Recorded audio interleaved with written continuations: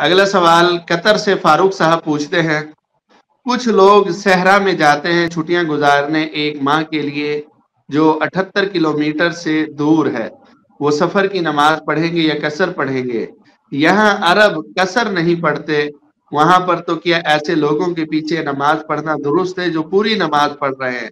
وہاں کوئی بھی امام بن جاتا ہے، پتہ نہیں چلتا ہے کہ مقیم ہے یا مسافر، اور کسی کا قول نقل کرتے ہیں کہ سفر 3 دن کا ہے، اس سے زیادہ کا سفر نہیں ہوتا ہے، یعنی اس سے زیادہ کا اگر سفر ہے تو مکمل نماز ہوگی، قصر نہیں ہوگی۔ تو ہمارے نزدیک بالفرض قصر نماز بن رہی ہے، لیکن اگلا بندہ پوری نماز پڑھا رہا ہے تو ہماری اس کے پیچھے نماز ہوگی یا نہیں؟ اگر وہ صحرا میں باقاعدہ خیمے وغیرہ لگا کر عارضی قیام کی جگہ بنا لیتے ہیں تو پھر اگر 1 مہینے کا قیام ہوتا ہے تو کوئی بھی مسافر نہیں ہوتا، سب کو پوری نماز پڑھنا پڑے گی۔ وطن اقامت میں 15 دن یا اس سے زیادہ کا قیام ہو تو پھر آدمی مسافر نہیں رہتا، مقیم ہو جاتا ہے اور اسے پوری نماز پڑھنا پڑتی ہے۔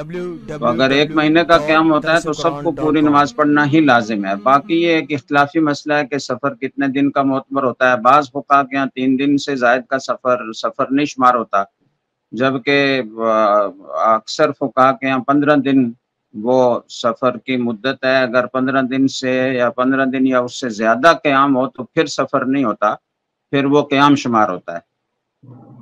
جزاک اللہ۔ مفتی صاحب اس صورت میں مثلا جو اس کا قائل ہے کہ 3 دن سے زیادہ سفر نہیں ہوتا ہے، وہ نماز کسی ایسی جگہ پڑھا رہا ہے جہاں وہ خود تو مقیم بن گیا اپنے ائمہ کے اقوال کے مطابق، لیکن دوسرا مثلا حنفی ہے، میں ان کی ابتدا میں نماز پڑھ رہا ہوں اور میں 15 دن سے وہاں کم قیام کر رہا ہوں اور مجھے پتہ ہے میں مسافر ہوں، تو میرے لیے اس کے پیچھے نماز پڑھنا درست ہوگا یا نہیں ہوگا؟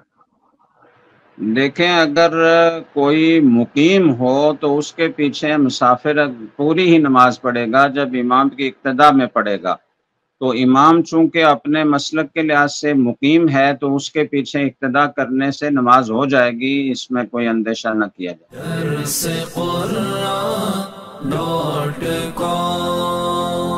www.darsequran.com